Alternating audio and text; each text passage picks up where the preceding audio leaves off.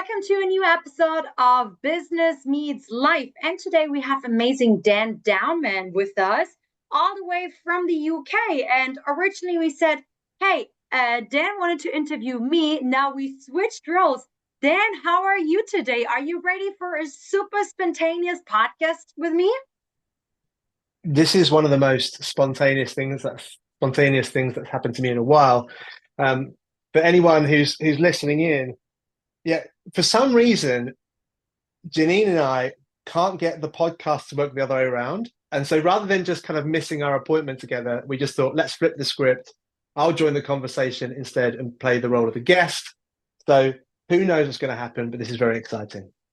Yeah, super exciting because although we haven't met in person yet, when you and I speak, there is like a report from the start. We start to show vulnerability, support, and so on. And today we're going to talk also about your situation. Like you have been made redundant 5 times from former jobs, although you were like super performing, super successful. So I look forward to hearing more about this. But first, tell me a bit more.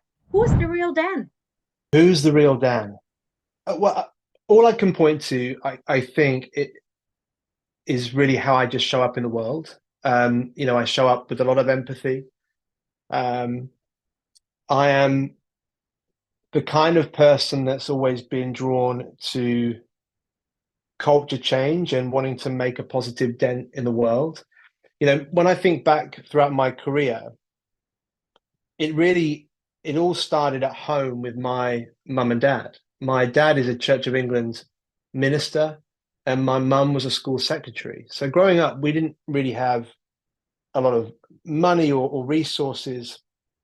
And I've got two brothers and a sister, so there's 4 kids, and so we didn't have a lot going for us, kind of growing up, except for the fact that my parents were wonderful community builders. So every week when I was at home, we'd have people coming to and from the house, people sharing dinners with us.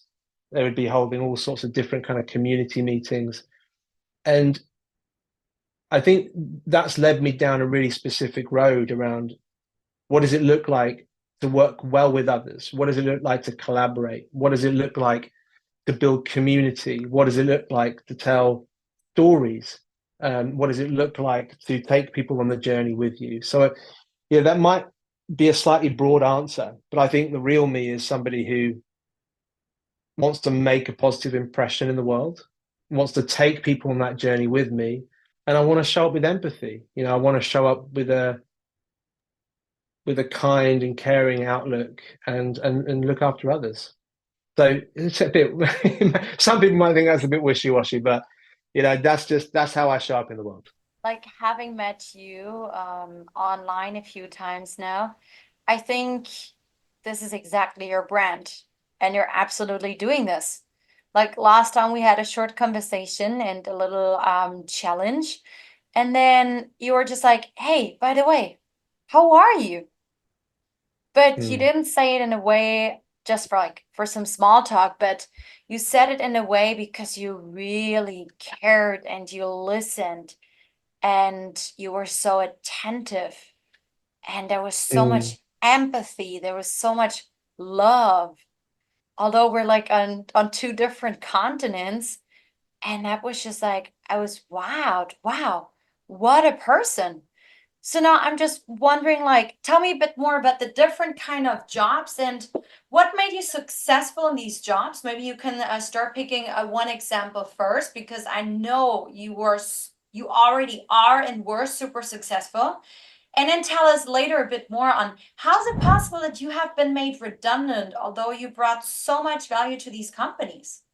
So it's interesting. I actually start in a slightly different place because we're talking about the power of those relationships and those empathetic connections. And literally before I jumped on my call with you, I just spoke to a friend who I knew from primary school, and we haven't spoken for 34 years. We just figured Wow. out. So the last time I saw this guy was in year 6. It was the top of primary school when I lived in this small village when my dad was the minister. Mm-hmm. And you know, we just had such a wonderful conversation. And you would think that we have the shred, the barest thread of a relationship from our history, but we were able to pick up that conversation and just really get on so well, even though we don't know each other at all. And what was really interesting is that I didn't know about this going into the call, but it turns out that he is going through a redundancy experience at this very moment. Really? And you suddenly realize that, people, like some people say that things happen for a reason, and I kind of get that, and sometimes I have that sense, that's for sure. And today was one of those days, because my experience of going through redundancy so many times meant that I was able to offer support and understanding. And because I've been through it, it's not just an academic sense of, oh, I understand what you're going through. It's like a really heartfelt understanding, a real heartfelt empathy for the experience that they're going through at the moment. And it was just like a wonderful moment. It didn't, why did we connect now? Why did we decide that this was the moment to reach out? I didn't know anything about what he's going through with his job. And it just felt like a really powerful point of connection. And I think, well, I hope that for him, that he felt seen and understood, and knew that there was somebody, an old friend, who's emerged out of nowhere to say, hey, let's have a cup of tea and catch up. Out of the blue, there is somebody that has walked the path that he's walking, and therefore might be able to offer some support and some guidance and some encouragement. And what was really interesting is he said to me, he said, I'm not very good at networking. He said, I'm not very, I'm not very good at like looking for jobs, because I'm a bit more of an introvert, and I'm not very good at like having those conversations and putting myself out there. Yeah. And I said to him, I said, labels are really tricky, because I'm an extrovert, right? So when you say let's jump on a like a spontaneous call and just record an episode together, I'm like, yeah, sure, no worries. The thing is that when I kind of choose the label of extrovert and I enter conversations, one of the things it means that I can enter those conversations with confidence and with poise, and can trust that I'm going to say things that people find interesting and connect with, and all that kind of stuff. But the negative side of that is that sometimes when I rely on that as a label, I can show up with overconfidence, or some people might find me a bit cocky, or sometimes if I haven't read the digital room or the real room well enough, like if I haven't thought with that lens of empathy first, I might be too bold with some people. I might not give some people enough room. So I have to be careful as an extrovert not to rely too much on the label, and to actually approach every situation distinctly and uniquely. But with my friend, when he said, "Oh, I'm not really, I'm a bit introverted. I'm not very good at that stuff," and I said, that's an interesting label that you've got for yourself, and it's important that you recognize that about yourself, because that sort of determines how you show up. You might show up a bit more patiently, a bit more peacefully. You might give people the opportunity to put themselves forward first before you put yourself forward. Like, those are all really good character traits. I said, but the negative side of that might be that sometimes you don't go to things because you've already told yourself, I'm an introvert and I'm not going to be very good at that. And an excuse, yeah. And I said to him, I said, look, we haven't spoken to each other in 34 years. And we've had a really wonderful conversation where you've been so open. The conversation has flowed freely. And I said, and we don't know each other at all anymore. I said, you might be better at this stuff than you think. So trust yourself a little bit. Try not to opt out of things by saying, oh, I'm an introvert, that's not for me. And maybe look at conversations like this one and go, oh, maybe I'm better at this than I thought. And I can jump into conversations with people I don't know and have a really powerful conversation. So anyway, I know that was an enormous segue. That's okay. You wanted to talk about redundancies. Maybe you should connect him with me and have a spontaneous podcast session with him like we do. Let's see how he will react. He can take it as a practice. Yeah, sure. Yeah. So your question was about my redundancies and kind of how it's happened, right? one thing, if I can add to this, because you're an English native speaker compared to me, and I'm just wondering, like when you and I met, I was so shocked that this happened to you several times.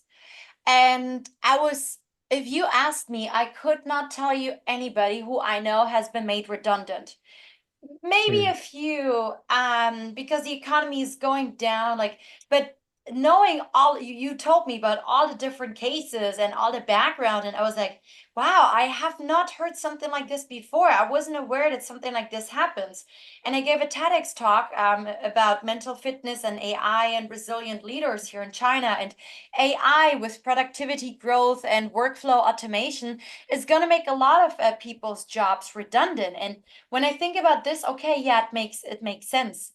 I don't know if this is about the wording that as a non-English speaker, I've normally not used the word having been made redundant, or would have used like having gotten fired, or I don't know, but I feel like I didn't know that this was such a common thing and that it would happen to somebody so often. So yeah, tell me more about this, please.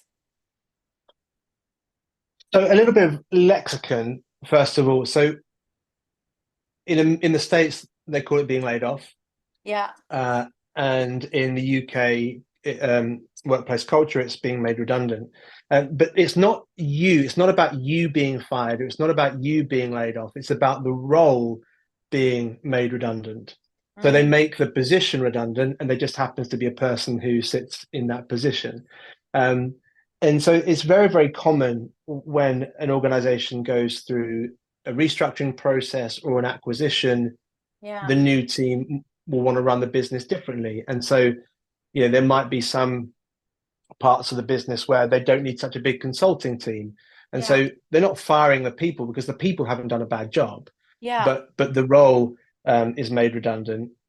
And then, you might get offered another position, or, it's not uncommon in restructures for a business to find you another seat elsewhere, because they don't want to lose you, Yeah. but they've decided to not to fund that position any longer.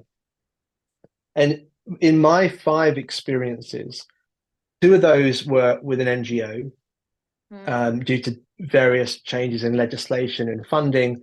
And so they couldn't afford to keep that position open. So that happened to me twice. And at that point, I moved into the private sector and I joined a startup, which was, a fantastic business. It was all about developing high performing teams. And we worked with some, we worked with some, my job, by the way, was to like look after the marketing of the business and help it kind of take off. It was very much building from the ground up with a small team. yeah. And we took that business to HSBC Bank. We took it to BBC Studios. We did Wow. global projects with Lindt, the chocolate company. We worked with some airlines, and at the time, right, this is the funny thing about being part of startup culture is that at the time we thought, oh, we need more business. Like we're not doing well enough. Like we've got to, break the ice and make more sales and reach more brands, because we had no idea of what success looked like yet, right? We didn't know how well we were doing. So we assumed that we're a small team, we're not doing well enough. But when I look back and I think, and I list off those names, I'm like, man, to do that like within 18 months was insane. Like, and we just didn't know how good we were doing. And it's just Wow. funny, like retrospectively, you look back and go, well, we were awesome. And Wow. another funny example of that, I did when I was working at the NGO, we did. I was developing a campaign around kind of inclusion. It was all about supporting the LGBTQ plus community. Mm, It was all about pushing for more inclusivity in community groups, mainly focused in the UK. And again, we sort of launched this campaign, and because I was kind of pioneering that, I didn't know what success looked like. mm. And I was kind of thinking, are we going to go viral? Like, is this going to be a hit? And within a couple of weeks, we'd reached like 20 or 30,000 people Wow. with this campaign. And again, at the time, because I didn't know how good that was, I was like, oh, why isn't it 100,000 people? Why isn't it 200,000 people? But now, because I'm now starting my own business, I'm like, those results were incredible, both at the NGO and this startup, incredible results. But we just didn't know what success looked like at the time. And so we didn't bask in it. We didn't celebrate it enough. We were kind of like, we didn't take a moment to stop and go, we are doing really well. And, let's celebrate that fact. Well, I can definitely see that now that you're starting your own company, you have all the skills, all the resources that you have made one or several startups successful. You can basically do it again. So I am not worried about you and your own company. Well, Before we continue with this, can I quickly ask you a different question? You mentioned that you were building and developing high-performing teams. And I mean, as a trainer and coach here in China, a consultant, I'm also doing that. That's why you and I were so aligned. What's your key to that success on how to really get high-performing teams, or what would be your advice for all the executives out there who are listening right now? So I guess there's two things that I would really encourage people to pay attention to. The first is, this isn't my model, which I'm going to talk about. This is the model that we developed at Let's Go. That was my launch into the private sector. That was when my first consulting gig was, and it was developed by a guy called Richard Watkins. So you should definitely check him out. He's done some really great stuff with some TEDx talks, and like I say, it was kind of, he developed the thinking around high performing teams, and I worked with him to kind of launch it into the marketplace essentially. Wow. So he's a bit of a collaboration genius, I would say, so check him out. But he developed what we call the Let's Go model, and it focuses on the 5 dynamics that you'll find in any high performing team. And you go to NGOs, go into the private sector, anywhere that you find a high performing group, you're going to find these 5 dynamics. And they're not going to surprise anyone, right? This is simple stuff. This is stuff that, intuitively we all understand, but we fail to pay attention to as leaders, right? Because we get too busy. We're on the treadmill of execution. We stop paying attention to these things. And actually, our job is to be present to these kind of models so that we can lead more effectively.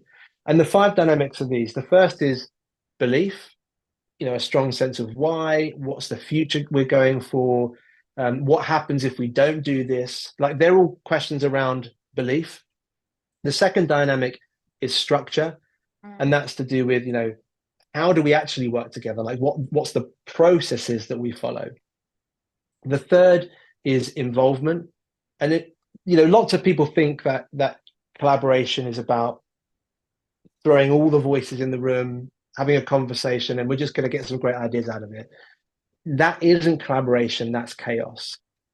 Involvement is about including the right voices at the right time. So sometimes, as a leader, it might be, you might be faced with somebody who is feeling like they've been left out, right? And perhaps they're disengaging as a result of that. But the truth is, it might not be a conversation or a project that requires their expertise, or maybe, they haven't been involved in a previous project, so their involvement in this kind of extension of a project might not be appropriate. But if your team know these 5 dynamics, and if they know this dynamic of involvement, you as a leader can then say to them, hey, I know that you're not feeling as included at the moment, but you've just come back from a 6-month sabbatical and we're already halfway through this work, so it's just not the right time to include you. That context might just help them say, oh, okay, I understand that, actually. Thank you for explaining that for me. And so involvement is a really, really important dynamic. I mean, they're all really important, of course, but that's a particularly interesting one. And then you've got the dynamic of progress. Now, progress is all about, how do we measure what we're doing? How do we know that we're achieving our milestones and our goals? And then the last dynamic is care. Janine, the reason why you and I are able to jump on this conversation and do it spontaneously is because we've already got to know each other a bit. We already have a rapport, as you say. We already have a level of emotional connection that makes this possible. And so therefore, we can do it. And it's like in the workplace, if I know the name of your partner or your dog, or I know that your kid was in a school play, Yeah. those kind of like points of emotional connection mean that it's much more likely that when you ask me for a favor, I'll say, oh yeah, I know, Ginny, of course I help you out. I want to see you succeed. Whereas Yeah. if you've never shown any care to me at all and you say, do me a favor, I might be like, you know what? It's 5 p.m. I'm going home. Maybe ask me tomorrow. Do you know what I mean? Like Yeah. care just changes uh, how we all work together. And then basically the heart of all this is presence. And this is you as a leader being present to each of those dynamics. So your team, right? Your team at different points will need an injection in one of those areas. So sometimes you might see that belief is struggling, like people have lost their sense of direction or their sense of purpose. Yeah. As a leader, if you're paying attention to belief, you might get the team together in a new way. You might take them out for lunch and say, hey, let's just kind of revisit the why behind what we're doing. Um, or it might be that there's a bottleneck in your process. And you might go, oh, as a leader, I know that's a structural challenge. And I might need to revisit a bit of process that's going to help free up this thing that we're doing together.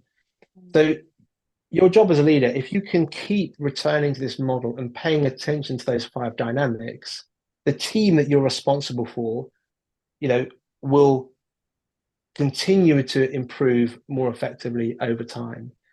And the thing is, don't keep it secret. Like this isn't some kind of like, insider knowledge thing. Let the team know about the model that you're using so they can understand the decisions that you're making and why you're doing certain things.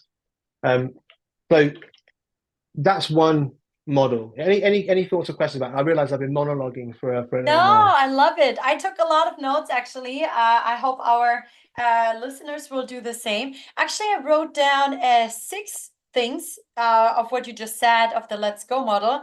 1 was belief, 2 structure, 3 involvement, 4 progress, 5 care, and 6 presence. Yeah, 6. I would say that there's 5 dynamics, and then there's you as the leader being present.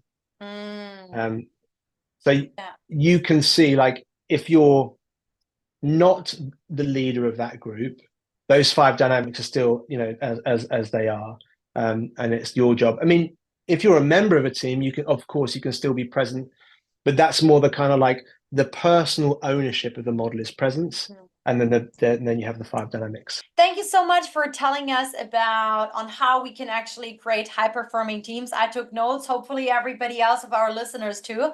Now let's go back to your career. Tell us a bit more about the redundancies that happen afterwards. So I'll deal with the pandemic first of all, because my 4th redundancy was pandemic related, and I was working for a hybrid agency doing lots of branding work and kind of go-to-market launches for different clients. And the pandemic just ate that business alive. That's the short story of that. We could dive into the gritty, the nitty gritty details, but yeah, without a pandemic, that would have been a different story. And then my other roles were really either to do with business pivots or acquisitions. With my most recent redundancy, the company was acquired in a multi-million-dollar acquisition. And the new owners formed a new business group, and they wanted to restructure the businesses. So I was just in the wrong place at the wrong time. I found that one. I mean, that's the story of my career, really, is sort of being in the wrong seat at the wrong time. I seem to sit in the roles that end up being defunded or being lost through an acquisition. Yeah. And it's pure bad luck in one sense. But in another sense, I also recognize in myself that I've always been the kind of person who struggles to stay in their lane. So in every role that I've been in, I have been celebrated as a team player, as the kind of person who's willing to support other teams, help out with marketing, help out with storytelling, send ideas to the CEO, right? And I've had a really fantastic reputation for being this kind of can-do, high-energy contributor. Yeah. I think that the flip side of that is that you're also a name that people know. Like, and when it comes time to rethink how do we restructure this business, Yeah.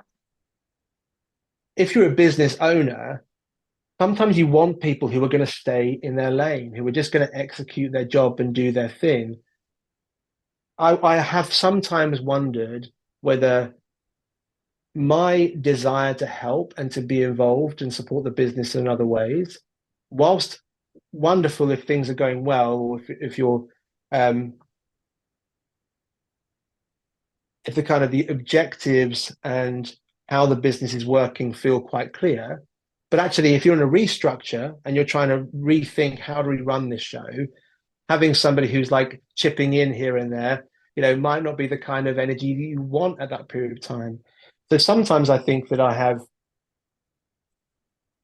naturally put myself forward by my nature as an option for one of the roles you might cut, right?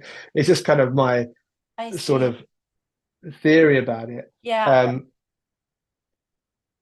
It's interesting because especially like recently I had this time again where I was like, okay, the reason why I'm so tired, exhausted next to my many business trips, it's also because I'm pleasing a lot of people. I do a lot for specific people in private and work life. And I was also considering, I know I have like this pleaser saboteur inside me, and at the same time, it makes me happy. That's what also one of my friends said. Janine, you do this because it makes you feel loved. You like to do that. It makes you feel happy. At the same time, I was also considering, am I too naive?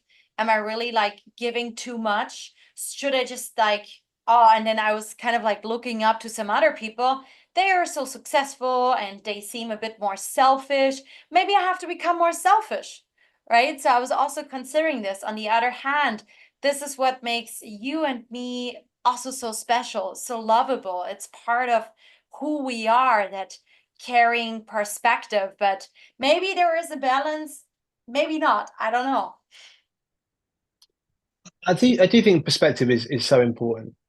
My wife would always say to me, "You can't see the view when you're in the view," and she said that to me because we were on a walk once, and we were in the Caribbean. It was very nice, and I could see this great view, and I was like, "Oh, that looks great. Let's go over there. Let's kind of be a part of that."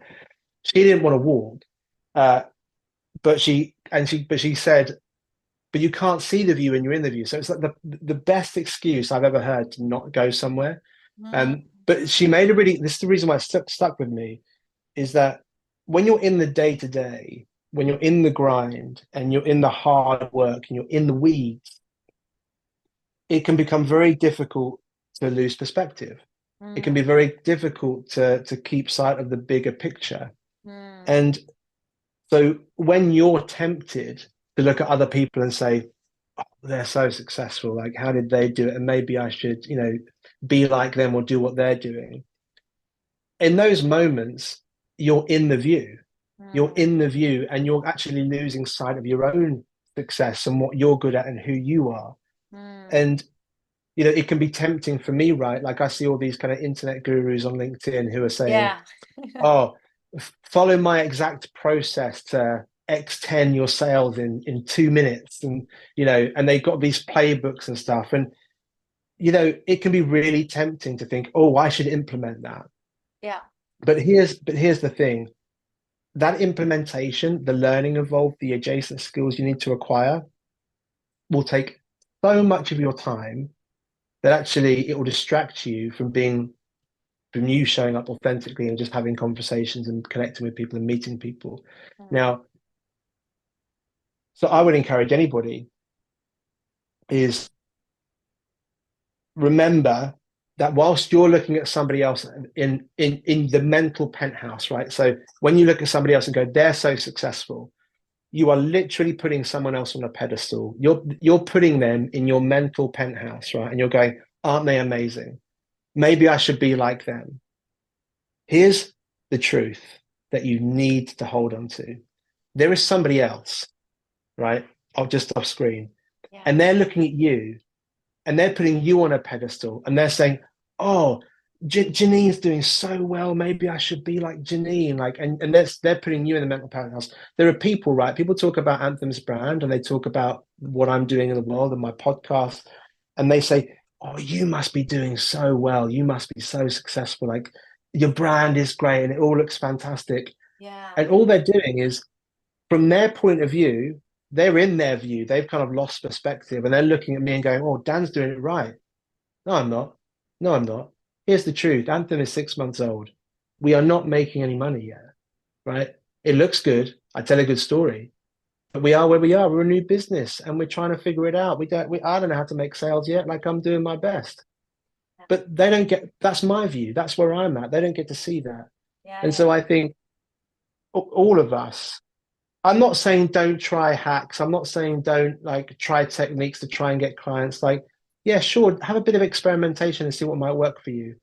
But just don't lose sight of your own character, the way you want to do business, the way you show up. Because if you are doing that consistently, people will find you. I found you, right? Like I was on my LinkedIn network, and this is how this happened, folks.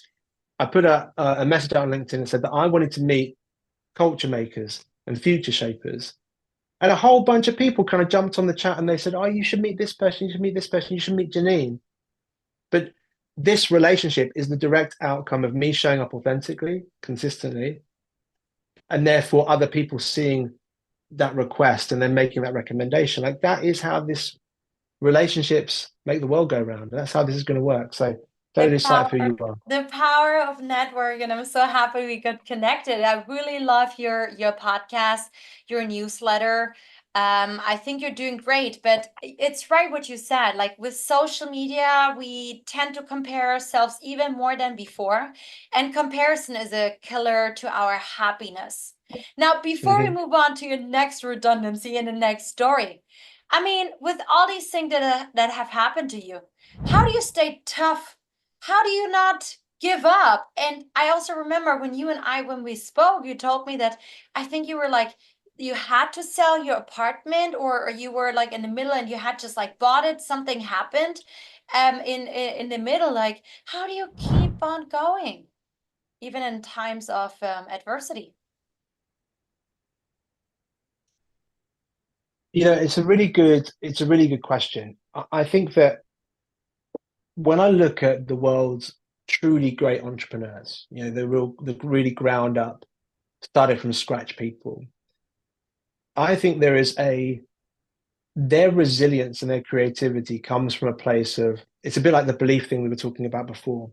What happens if I don't do this? They're people who don't have a plan B or a second option, right? For me, I do not come from a wealthy family. I don't have a degree. I have had a challenging career where I haven't just been on a single track and I'm just like just building year on year on the previous step. Like it's been a difficult career path to follow. And so I don't have a plan B. And I think that what I have in my favor is this sense of character, resilience, and community, which is, as we talked before, is partly something I've inherited from my mum and dad. The fact that I've grown up in a community setting means that I am good at making connections with other people like yourself, Janine. And I've met some other great people through LinkedIn, in the last 6 months. So I have people I can ask and say, oh, how would I do this? Or what do you think about that? Or, what do you think about my go-to-market strategy in this way? Or do you have someone else I could speak to? That sense of community, that ability to connect with others, I think is my superpower. And I think that's where my resilience comes from. So I think it's two things in a nutshell. One is the resilience that comes from being able to make connections and relationships, and really powerful relationships quite easily. That's something that is part of my nature, and it's something that I invest in and choose as well. And the second thing is there's no plan B. You mentioned the flat. So my wife and I were selling our flat when I lost my job. Now there would have been an option at one point to maybe try and keep both, or rent one, and and live elsewhere. But the reality is, because we could no longer afford that lifestyle, I then had to sell my property. It was just the kind of the fiscal reality that we found ourselves in. And to any boss out there who's ever said to their employee, it's not business, it's not personal, it's business, right? It has deeply, deeply personal consequences, and sometimes quite a life-altering impact for that person. So never ever say it's not personal, it's just business, because that might be true for you, but it is not true for them. It's not true for the person on the receiving end of your decision. And so if you ever find yourself saying that, you need to level up your empathy game, get realistic. If this happened to you, would you be saying it wasn't personal? I don't think so. So I think that's where my sense of resilience comes from, that experience of community and that empathy. Yeah. and then not being, there's no plan B for me here. It's like, I've got to make it stick.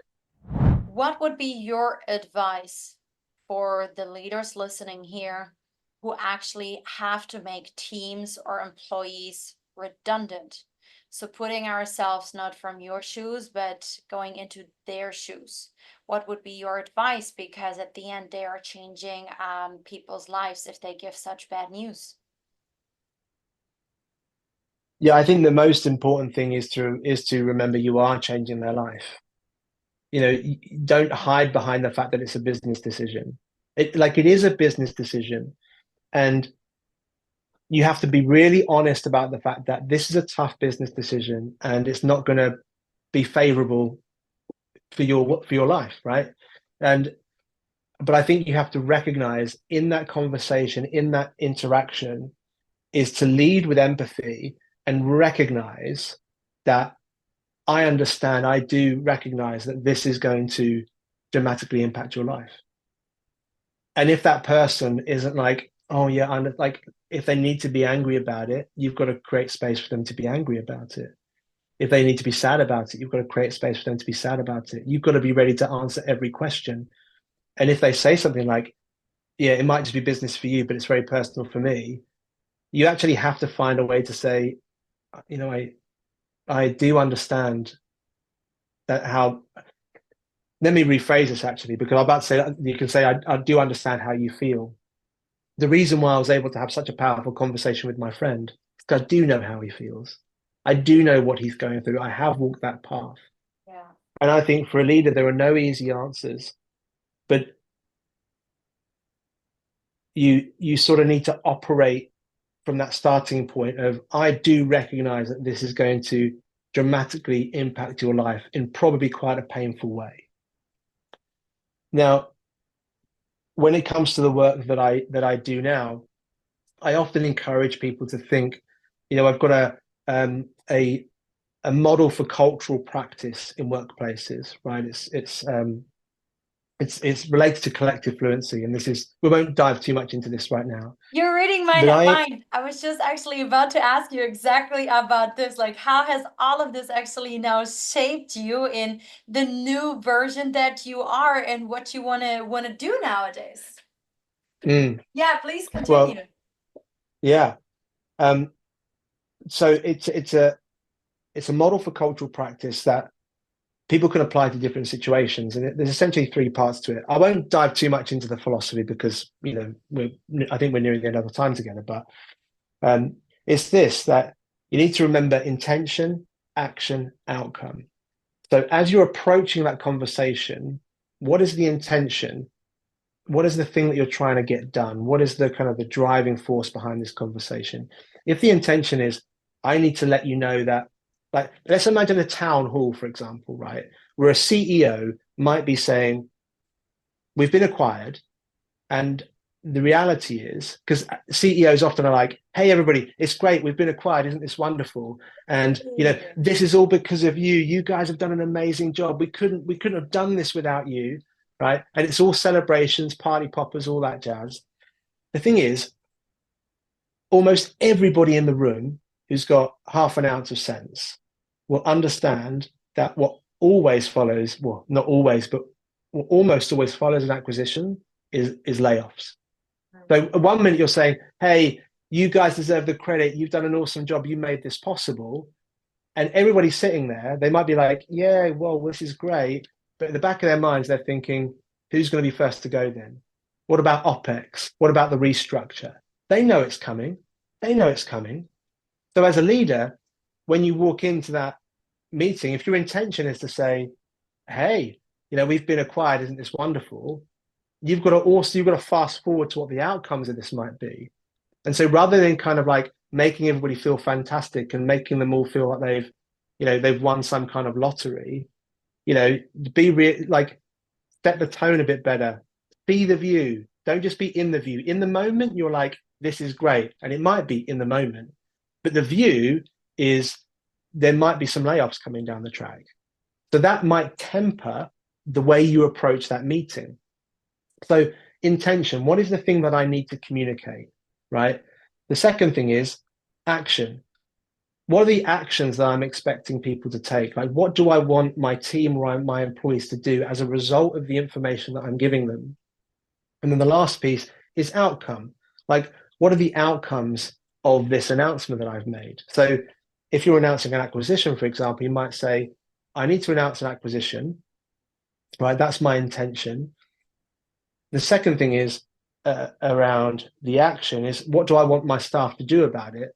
Do I want them to be all pulling the party poppers, or do I want them to recognize that this is a time of change and they might need to be ready for things to be a bit different going forward? And what are the outcomes? The outcomes might be that not everybody in this room is here in 6 months' time, because there are going to be some changes to how we work. Yeah. So in the redundancy scenario, if the intention is, I need to make you redundant, like I need to make your role redundant, because it's really important that you don't make the person redundant, you make the role redundant. The intention might be, yeah, I need to make the role redundant. So what's the action that you need to take in that scenario? Is the action that you can help that person find a new position? Are there other roles in the business that you might be able to present them with? What do you want them to do? Like, how do you want them to respond? Like, what is the reaction that you're hoping for in this scenario? So you're thinking about what you're going to say and how this person might take action with the information they've got. And then the last thing, is what are the outcomes? Obviously, the outcome for the recipient is that they're going to lose their job, and so that is going to impact the way you deliver the information. So I would approach those kind of tricky conversations with that kind of model in mind. And I think the most important part is to lead with empathy in that scenario. Don't lead with a you've got to have a business mindset, right? I understand that, right? That's a fact. That's the legal situation that you are in. There are business parameters that you're going to bump into as a leader in that scenario, and you've got to get them right. You've got to get the policies right. Yes to all of that. But you are also a human being. Yes. And you're drastically and dramatically impacting someone's life. So be a leader that's leading with empathy. And empathy doesn't mean saying, oh, I understand what this must be like for you. If you haven't been through it, you do not understand. You can say, I've not been through this. You can say this, right? This is what leading with empathy looks like in this scenario. You can say, do you know what? I've not been through this, so I can't imagine how difficult this must be for you to hear. Yeah. Academically, I can understand some of it. Yeah. And I want you to know that I'm here for you for any questions you've got, and I'll answer them. Given the fact that I've not been through it personally, I will answer them as best as I can. And please understand that I'm going to try and do what I can to support you through this. Yeah. But you can be upfront and say, I don't get it. You can say, I don't understand it as well as you will. Now, for everybody who has just watched Dan while he was explaining this, what I really loved next to all the great advice that you gave is I could really see the shift in your body language, in your tone, like in the eyes and everything. Like I could see how suddenly you switched into this empathetic role. The words changed and the body language changed. So if you guys haven't seen it yet, go back in the recording because this was really, really amazing. So thanks for the great advice. Now let's move on to the to a few last questions. We all know that it's important to find passion because when we find our calling or when we find our purpose, a job is not just a job, right? How have you found your passion or your purpose, or do you have some advice for our listeners how they can find it? Because a lot of people feel lost at one point or they don't enjoy what they're doing. Yeah. I think that we're all going to feel lost, right? At some point, you're absolutely right. And, I have felt lost, many times in my career. And I thought, I just don't know what to do. Like, I don't know how to get myself into a role that is more secure. Like I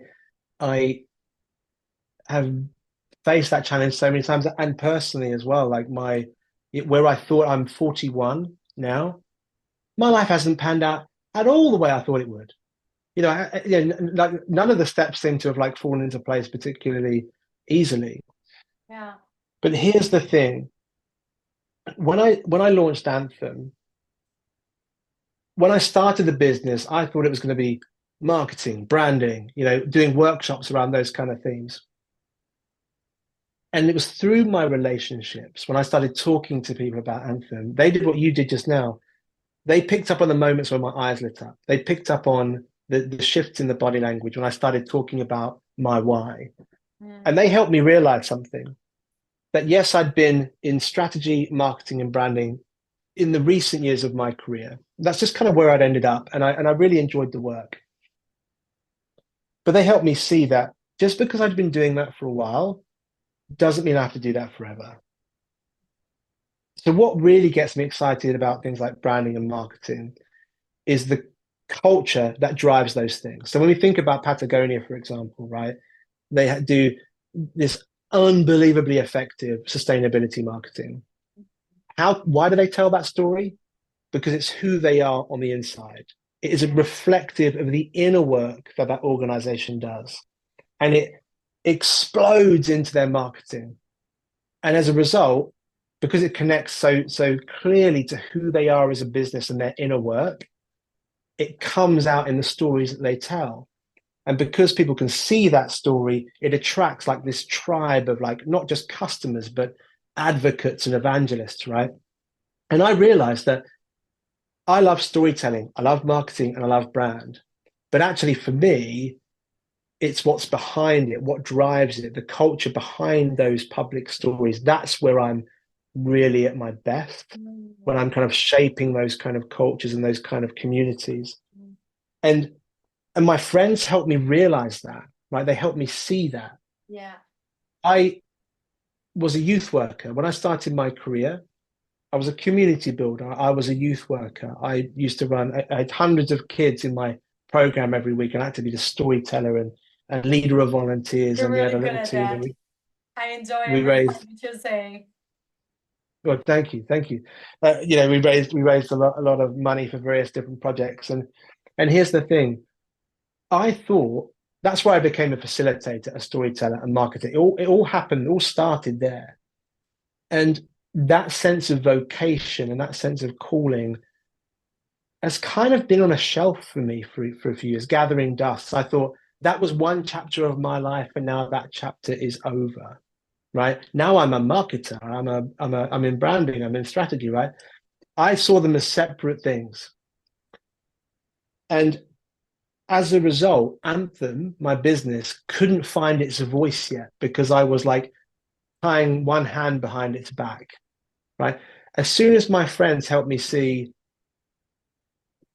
step out of the moment and see the view, because I was in the view, so I couldn't see the view.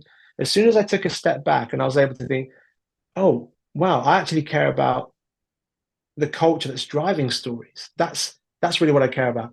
Oh, actually, that sense of vocation I had, as an 18 to 25-year-old, like that sense of calling and vocation, I can take that off the shelf and this can be part of my story now. Yeah. As soon as I was able to do that work, that's when Anthem started to find its resilience and its strength and its focus and what it's going to do in the world, and started to attract people to it. Love And it. The how, because I know that we're talking about like how can people do that. Honestly, over index on vulnerability with some of your closest friends. Tell them about what you're thinking. And if they say to you, but have you thought about it like this? Or, your eyes lit up when you talked about that thing.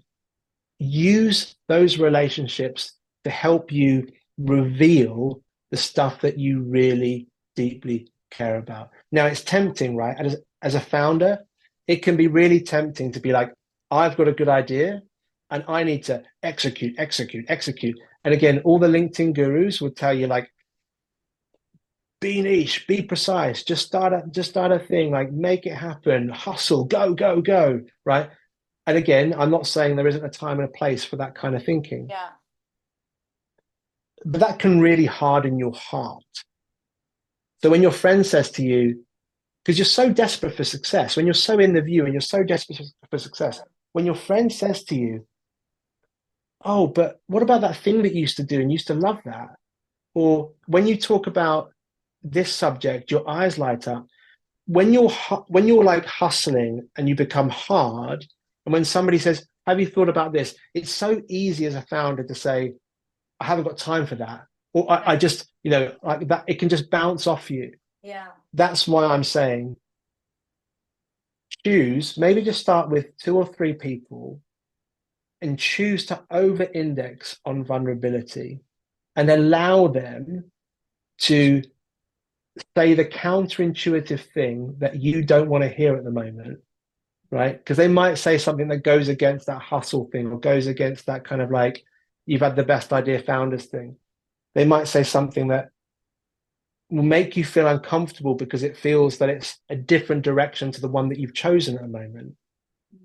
But have those conversations, and over time, it might take a few months, but you'll start to get a clearer picture of your why. The reason you are on planet Earth will begin to reveal itself to you a bit more fully. But it's a work, right? It's a practice. None of this stuff is, we're getting sold processes and systems all the time, but this is an inner work, right? And again, that model I talked about before, and this is where I'll stop droning on. That model I talked about before of intention, action, outcome, maybe start to think about, okay, what's my personal intention? And how does my intention, what I want to do, who I want to be, how I want to show up in the world, how does that dictate the actions? Because if my intention, if I get stuck on, I need to make money right now, like I need to make a sale right now, if that becomes my intention, that anxiety, that sense of drive will dictate the actions I then take, which might not be the actions that are good for my soul or my mental health or my happiness, right? Because I'm just like, I'm operating from anxiety. Whereas if my intention right now is, I want to help leaders understand what's working for and against their company culture. That's the kind of cry of my heart right now. Right? I want to help people understand what's working for and against them and do something about it. Yeah. If that's my intention, I'm forgetting about the money for a second. If that's my intention, then that informs how I act, the things that I say, the things that I talk about, the things that I focus on, right? And then naturally, that leads me to outcomes. If I'm talking about those things, we're a classic example. If I'm talking about those things, I attract the right conversations. And the outcome is we get to do a podcast together and share our story with the world, right?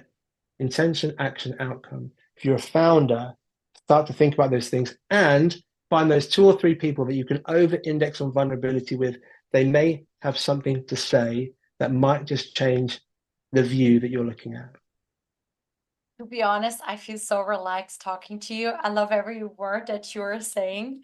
We're slowly gonna wrap it up here, and I think we're both super excited when it comes to talking about cultures. Company cultures is like the foundation in order to create high performing, but also happy employees at workplace who are also then more engaged. It's basically a circle. So as we're wrapping up this session, I mean, people will be able to connect with you. I hope that our listeners will listen to your amazing podcast as well. What are the last words that you'd like to give to our listeners here from China and the world, from leaders to students? I would say that if you're a culture first leader, it would be great to see you visit anthem.oo because that's my website and we've got lots in common. And I'm sure you'd find some things on there that you'd find really, really interesting.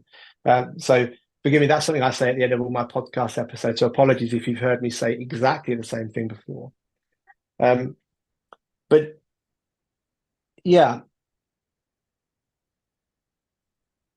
I just think it's crucial for leaders to lead with empathy and to think about the collective potential of their people. So many leaders, not because they choose this, right? They're a product of their environment. But so many leaders choose authoritarianism to drive change in their business. Decisions are made at the top, and then rules, regulations, edicts are passed down to their people. And then when it comes to employee engagement surveys, like perhaps they do one every year or every 6 months, and those employees are like, well, we don't really care. Like, I don't really have a stake in this business, or like nobody really asks me what I think.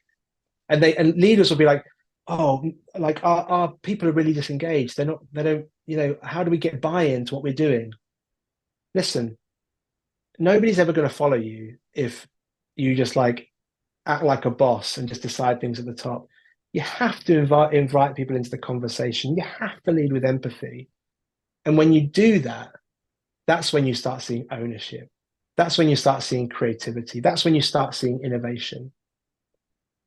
We could name some of the best companies in the world on this call right now. And I guarantee that all of those companies do this. They involve their people. They invite their contribution. That's why they're the most creative. That's why they're the most innovative. That's why they come up with the best products. And the companies that don't do that are boring companies that struggle, that are always fighting to get people to engage with what they're doing, to get engagement for their employees, to get ownership from their employees. So lead with empathy and engage the collective potential of your people. Because they want to go on the journey with you. They want to succeed. They want great jobs. They want to like flourish. They literally want to do that stuff. So why don't you involve them? Why don't you include them? So that's what I would say. Lead with empathy. Wow. And lean into the collective potential of your people. I love it. Dan, thank you so much for making the time that we could talk. I think I should probably have more podcasts so spontaneously.